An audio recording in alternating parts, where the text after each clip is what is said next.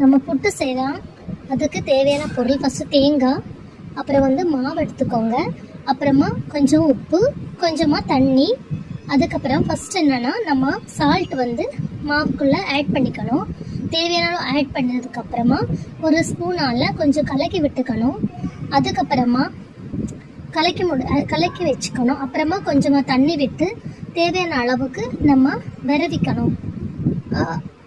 எதுவும் கட்டி எதுவும் இல்லாமல் அழகாக நம்ம வந்து விரவி எடுக்கணும். அப்புறம் வந்து ரொம்ப தண்ணி விட்டுறக்கூடாது.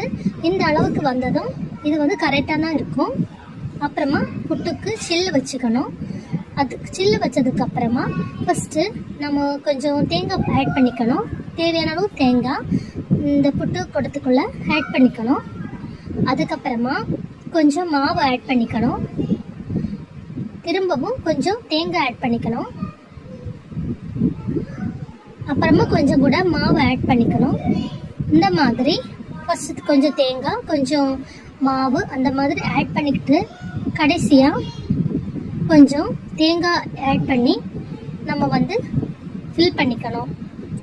அதுக்கப்புறமா நம்ம வந்து புட்டு குடத்தில் வச்சு வேக வைக்கணும்.